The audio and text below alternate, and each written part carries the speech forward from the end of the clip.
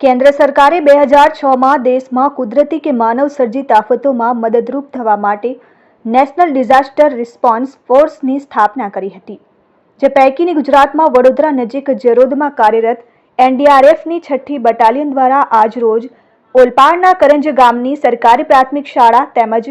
માધ્યમિક શાળામાં સ્થાનિક શાળાઓના બાળકો, શિક્ષકો અને શાળા વ્યવસ્થાપન સમિતિની ઉપસ્થિતિમાં કુદરતી આપત્તિઓ અને અકસ્માતોના બનાવોમાં રાહત અને બચાવ કામગીરી અંગેનું ડેમોન્સ્ટ્રેશન યોજવામાં આવ્યું હતું. પ્રારંભે નવજીવન વિદ્યાલયના આચાર્ય શૈલેષ પટેલ તથા કરંજના કેન્દ્રાચાર્ય જાગૃતિ પટેલે એનડીઆરએફ જવાનોને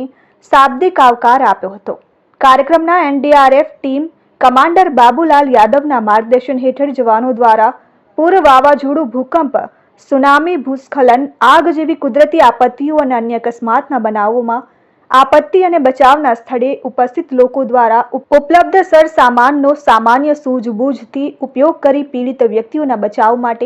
કેવી રીતે પ્રાથમિક પગલાઓ લઈ શકાય અને જાનમાલનું ઓછામાં ઓછું નુકસાન થાય તેના ઉદાહરણો સાથે બચાવના પગલાઓ અંગે વિસ્તૃત જાણકારી પ્રદાન કરી ઉપસ્થિત શિક્ષકો તથા બાળકોને માહિતગાર કરવામાં આવ્યા.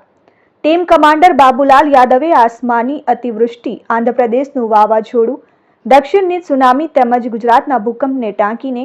એનડીઆરએફના ઉદ્ભવ અંગેનું પ્રચોજન જણાવી હાલમાં જ ઓલપાડ તાલુકાના વડોલી, ઉમરાછી, કદારમાં વગેરે જેવા ગામોમાં સર્જાયેલ પૂરની સ્થિતિ વખતે તેમની ટીમ દ્વારા થયેલ બચાવ અને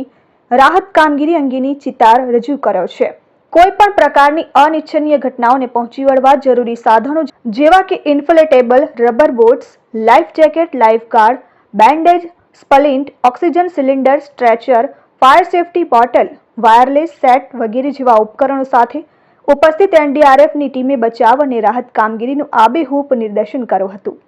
કોઈપણ પ્રકારની આફતમાં પોતાના જીવની પરવા કર્યા વગર દેશની જનતાનું રક્ષણ અને દેશ સેવા માટે હરહંમેશ તત્પર એવા એનડીઆરએફના જવાનોનો કરંજના સીઆરસી કોઓર્ડિનેટર વિજય પટેલે આભાર વ્યક્ત કર્યો હતો. સમગ્ર ડેમોન્સ્ટ્રેશન પ્રોગ્રામનું સુચારું આયોજન કરંજ પ્રાથમિક શાળાના સાયન્સ ટીચર નિલેશ પટેલ દ્વારા કરવામાં આવ્યું હતું. Jignesh Thakor, RN news, Olpad.